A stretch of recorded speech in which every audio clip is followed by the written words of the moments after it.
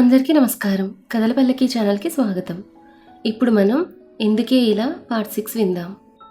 మళ్ళీ గతం నుంచి ప్రస్తుతానికి వస్తే అనుకున్నట్టుగానే రాధ అక్కడికి రీచ్ అయ్యాడు.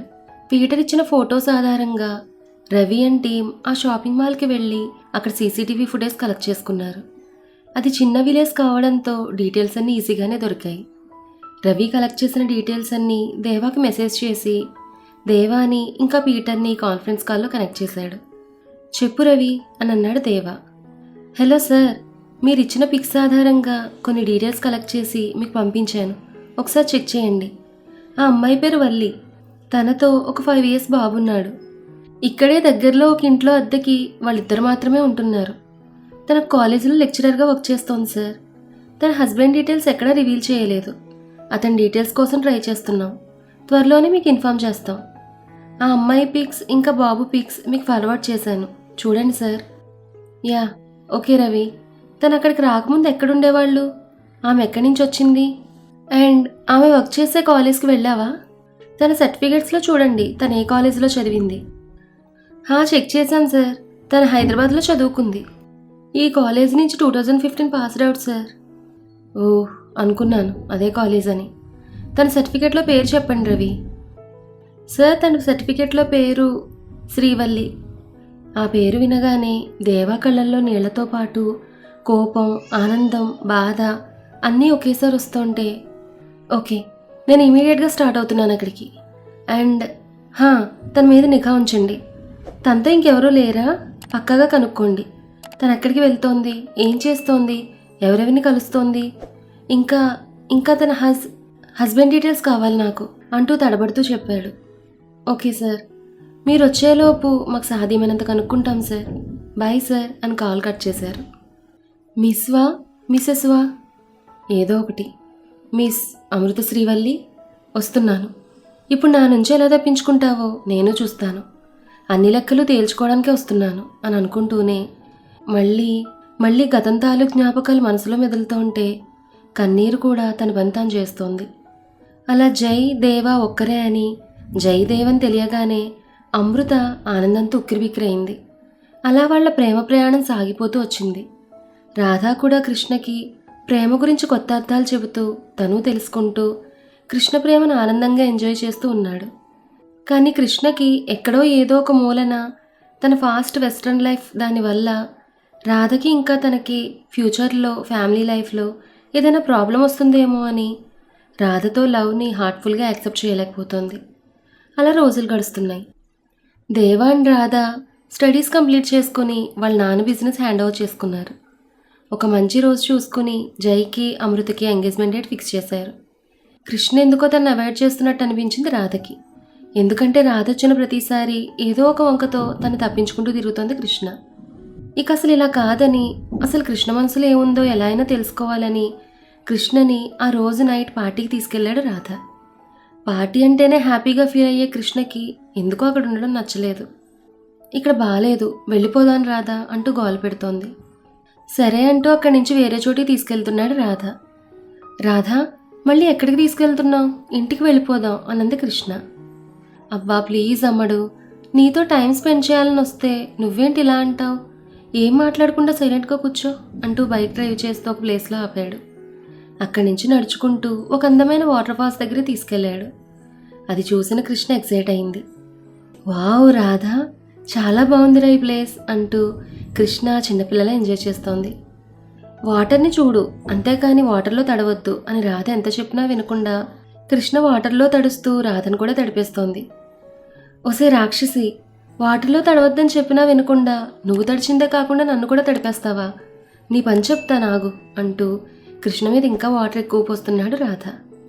అలా వాటర్లో చాలాసేపు ఎంజాయ్ చేశాక మళ్ళీ తనకి ఎక్కడ జలుబు చేస్తుందో అనుకుని పక్కనే ఉన్న రిసార్ట్లో ఒక రూమ్ తీసుకుని ముందు ఫ్రెష్ లేదంటే జలుబు చేస్తుంది, నేను ఇక్కడ బయట వెయిట్ చేస్తానులే అని చెప్పి చేంజ్ చేసుకోవడానికి తనకు ఒక డ్రెస్ ఇచ్చాడు రాధ. అంటే ఏంట్రా, నేను నీకు మరీ అంత రాక్షసులా కనిపిస్తున్నానా? నువ్వు కూడా నాతో పాటే తడిచావు కదా, మరి నీకు రాధా జలుబు? నోరు మూసుకుని నువ్వు కూడా లోపలికి వచ్చి తల తుడుచుకో అంది కృష్ణ. రూమ్ లోపలికి వెళ్ళి ఇద్దరు డ్రెస్ చేంజ్ చేసుకుని తల తుడుచుకుంటూ ఉన్నారు. కానీ కృష్ణకి అప్పటికే చలి స్టార్ట్ అయ్యి చాలా వణుకుతోంది. రాధ కృష్ణను చూసి కంగారు పడి హోటల్ వాళ్ళకి డాక్టర్ కోసం అడిగాడు. కానీ అంత లేట్ టైంలో డాక్టర్స్ ఎవరు అవైలబుల్లో ఉండరని చెప్పారు అక్కడ మేనేజ్మెంట్. అట్లీస్ట్ ఫీవర్ రాకుండా మెడిసిన్ అయినా వేయాలనుకుని పారాసిటమాల్ ఇంకా యాంటీబయాటిక్ తెప్పించి కృష్ణకు వేశాడు రాధ.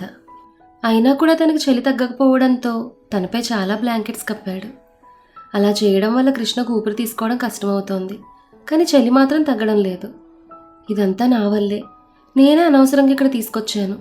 ఇప్పుడు ఏం చేయాలి అని అనుకుంటూ ఇక చేసేదేం లేక కృష్ణన్ తన దగ్గర తీసుకుని హక్ చేసుకున్నాడు రాధ. ఇద్దరికి కలిపి బ్లాంకెట్ కప్పి కృష్ణ హ్యాండ్స్ని రబ్ చేస్తున్నాడు.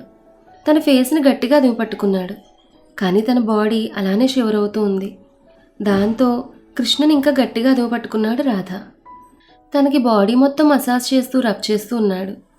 ఆ సంఘర్షణలో ఇద్దరి మనసులు ఇంకా తనువులు ఒకటయ్యాయి. అలా కాసేపటికి కృష్ణ నార్మల్ అయింది. ఇద్దరూ అలానే పడుకున్నారు. పొద్దున్నే నిద్రలేచిన కృష్ణ తనలా రాధ గుండెలపై ఉండడం ఇంకా తనని తాను చూసుకుని రాత్రి జరిగింది గుర్తు చేసుకుంది. ఏంటిది, ఇలా ఎందుకు జరిగింది అని అనుకుంటూ తలపట్టుకుంది కృష్ణ. రాధ నుంచి విడిపించుకుని పైకి లేవడానికి ట్రై చేసింది. కానీ రాధ తను ఇంకా గట్టిగా గుండెలు హత్తుకుని, ప్లీజ్ బంగారం, నా నుంచి దూరం అవ్వకే, నేను నిన్ను వదిలి ఉండలేనే అని అన్నాడు రాధ. కృష్ణ ఇంకేమనకుండా అలానే పడుకుంది. కొంచెం సేపటి తర్వాత రాధ, నీకు ఒక విషయం చెప్పాలి అని అంది కృష్ణ. రాధ కళ్ళు మూసుకుని కృష్ణని ఇంకా గట్టిగా హత్తుకొని, చెప్పు బంగారం అని అన్నాడు. నేను ఎంత ఫాస్ట్ కల్చర్లో పెరిగినా నా లిమిట్స్ నాకు తెలుసు Radha. Pubs, parties, drinks, boy friends అని ఉన్నారు. తప్పితే ఎప్పుడూ కూడా నా లిమిట్స్ నేను దాటలేదు.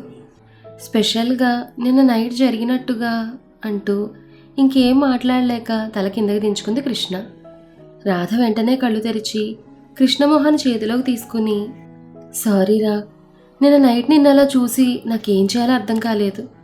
అదేదో అలా అనుకోకుండా జరిగిపోయిందిరా. ఎందుకు అంత బాధపడుతున్నావు? నైట్ జరిగిన దాంట్లో ఎవరి తప్పు లేదు. ఏదో అలా జరిగిపోయింది.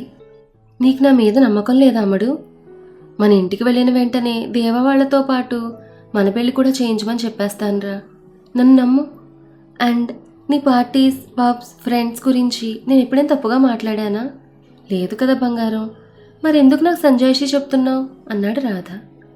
నాకు తెలుసు నువ్వు నా గురించి అలా తప్పుగా ఆలోచించవని, కానీ నీకు చెప్పాలని అనిపించింది. నేను ఇంతవరకు ఎవరికీ ముద్దు కూడా ఇవ్వలేదు, నీకు తప్ప అంటూ తల కిందకి దించుకుంది. బంగారం ప్లీజ్, నేను ఎప్పుడూ అలా ఆలోచించనురా. నిన్ను ఇబ్బంది కూడా పెట్టను. నిన్నేదో అలా నిన్ను చూసి నాకు భయం వేసి ఏం చేయాలో అర్థం కాక నీ దగ్గరకు వచ్చాను. అది అలా జరిగిపోయింది. కానీ నీకు నేను ప్రామిస్ చేస్తున్నాను, నీకు ఇష్టం లేకుండా ఇంకెప్పుడు ఇలా జరగదు అని అన్నాడు రాధ. ఇక ఈ విషయం వదిలే, ఫ్రెష్ అవ్వు, ఇంటికి వెళ్దాం అన్నాడు రాధ. ఇద్దరూ ఫ్రెష్ అయ్యి ఇంటికి వెళ్ళారు. ఇంటికి వెళ్ళిన వెంటనే దేవ్కి, సుమగారికి, అర్జున్ గారికి విషయం చెప్పాడు రాధ. నేను చేసింది తప్పే, ఆ తప్పు నేను సర్దిద్దుకోవాలని అనుకుంటున్నాను. అందుకే దేవాతో పాటు మాకు కూడా అదే ముహూర్తంకి పెళ్లి చేయండి అమ్మా ప్లీజ్, లేదంటే నాకు ఇంకా ఎక్కువ గిల్టీ ఫీలింగ్ వస్తుంది అని అన్నాడు రాధ. రాధను ఓదారుస్తూ, రే రాధ, నువ్వు కావాలని చేయలేదు కదరా, ప్లీజ్ బాధపడకు. ఇవాళ ఈవినింగ్ దేవామృతల ఎంగేజ్మెంట్తో పాటు మీ ఎంగేజ్మెంట్ కూడా చేసేద్దాం. తర్వాత కృష్ణ పేరెంట్స్కి కాల్ చేసి మాట్లాడి వాళ్ళిక్కడికి పిలిపిద్దాం. నువ్వు వర్రీ కాకు అని చెప్పారు సుమగారు. థ్యాంక్ యూ అమ్మా, థ్యాంక్ యూ సో మచ్ అంటూ తన గట్టిగా హత్తుకున్నాడు రాధ. సాయంత్రం ఎంగేజ్మెంట్ ఫంక్షన్లో హడావిడి మామూలుగా ఉండదు. జయదేవ్ ఇంకా రాధ శర్వాణిలో సూర్యచంద్రులా మెరిసిపోతున్నారు.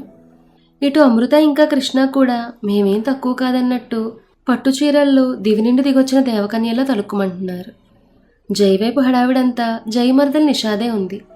ఇక అమృత వైపు హడావిడంతా అమృత అన్నయ్య భరత్తే ఉంది. అమృత జైకి మేనమామ కూతురు, అంటే జై అమ్మగారు సుమగారు అన్నయ్య కూతురే అమృత. ఇక నిష మేనత్త కూతురు, అంటే జై వాళ్ళ నాన్న చెల్లెలు కూతురే నిష. వాళ్ళు ఉండేది అమెరికాలో. జై పెళ్లి ఫిక్స్ అయిందని తెలిసి పెళ్లి అటెండ్ అవ్వడానికి వచ్చారు. అలా అందరి సమక్షంలో జై, అమృత ఇంకా రాధా కృష్ణల ఎంగేజ్మెంట్ కన్నుల పండుగగా జరిగింది. కృష్ణ వాళ్ళ పేరెంట్స్కి కృష్ణ ఇంకా రాధ లవ్ విషయం చెప్పారు. కానీ రిసార్ట్లో జరిగిన విషయాలేవి చెప్పరు, వాళ్ళు బాధపడతారని. అది విని పెళ్ళంటేనే ఇష్టమైన అమ్మాయికి ఇంత మంచి ఫ్యామిలీ దొరికిందని కృష్ణప్రియ పేరెంట్స్ చాలా హ్యాపీ అయ్యారు. అనుకోకుండా చాలా మంచి ముహూర్తం ఉంటే ఎంగేజ్మెంట్ చేసేసాం. పెళ్ళికి ఇంకా టైం ఉంది, మీరు త్వరగా రండి అని చెప్పారు సుమగారు.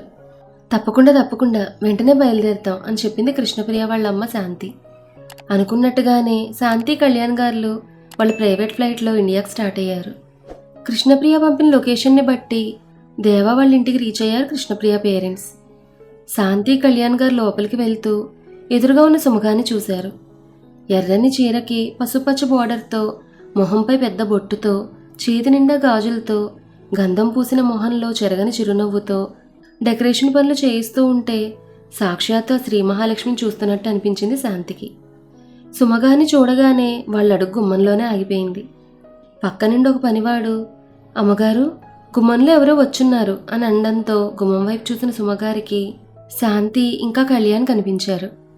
ఆనందం నిండిన కళ్ళతో వాళ్ళని చూస్తూనే ఏమండి ఏమండి అంటూ అర్జున్ గారిని పిలిచారు సుమ. కాదు అరిచారు. అబ్బబ్బా ఏంటి సుమ, ఎందుకలా అరుస్తున్నావు? కాస్త నెమ్మదిగా పిలవలేవా? చూడు నీ అరుపు వల్ల నా అవతారం ఎలా తయారైందో అంటూ తనపై పడిన పిండిని దులుపుకుంటూ వచ్చారు అర్జున్. అర్జున్ అవతారం చూసి సుమగారు పక్కన నవ్వారు. సుమ అరుపుకి పై గది నుంచి కిందకొచ్చిన దేవా, అమృత, రాధా, కృష్ణప్రియ కూడా అర్జున్ గారిని చూసి నవ్వేశారు. వాళ్ళు నవ్వు కుడుక్కుంటూ చూశారు అర్జున్ గారు. నవ్వండి, నాకు కూడా టైం వస్తుంది, అప్పుడు చెప్తాను అన్నారు ఆయన. అచ్చచ్చో మావయ్య ఏమైంది, ఎందుకు ఇలా పిండి పడేసుకున్నారు అసలు అంటూ కృష్ణప్రియ వెళ్ళి అర్జున్ గారు తల తులుపుతోంది. చూడు నా కోడలను చూసి నేర్చుకో, నవ్వడం ఒకటే కాదు అంటూ సుమగారిని ఆట పట్టిస్తూ, ఏం చెప్పాలి బంగారం, కిచెన్లో ఏ సామాన్లు కావాలో లిస్ట్ రాయమని చెప్పొద్దాం అనుకుని కిచెన్ వైపు వెళ్ళానా, అప్పుడే మీ అత్తమ్మ పిలుపుకి పైన ఏదో పిండి డబ్బా తీస్తున్న మన మంగమ్మ ఒక్కసారిగా ఉలిక్కిపడి తన చేతిలోనే పిండి బాక్స్ కాస్త కింద పడేసింది. ఆ పిండి వచ్చి మొత్తం నాపై పడింది అంటూ ఏడుపు మొహం పెట్టుకున్నాడు అర్జున్. అర్జున్ మొహం చూసి మళ్ళీ నవ్వుతూ, అసలు మిమ్మల్ని అక్కడికి ఎవరు వెళ్ళమని చెప్పారు? నేను ఆల్రెడీ లిస్ట్ నిన్న రాత్రి రాధకిచ్చాను. దేవా ఇవాళ ఐటమ్స్ మొత్తం తీసుకొస్తానని చెప్పాడు. మీరు ఎందుకు లేనిపోని పనులు చేసుకుంటూ నన్ను అంటారు అన్నారు సుమ. ఓహో అత్తమ్మా మావయ్య ప్లీజ్ ఇంకా ఆపండి మీ టామ్ అండ్ జెర్రీ ఫైట్. అసలు ఎందుకు పిలిచారు అత్తమ్మా మీరు అని అడిగింది కృష్ణ. వెంటనే సుమగారు కన్నీళ్లతో అర్జున్ గారి దగ్గరికి వెళ్ళి, అర్జున్ అటు చూడు అర్జున్, ఎవరొచ్చారో చూడు అంది. మరి ఆ తర్వాత ఏం జరిగింది అనేది నెక్స్ట్ ఎపిసోడ్లో తెలుసుకుందాం. ఈ కథ మీకు నచ్చితే లైక్ చేయండి, షేర్ చేయండి. అలాగే మన కథల పల్లకి ఛానల్ని సబ్స్క్రైబ్ చేసుకోండి. ధన్యవాదాలు.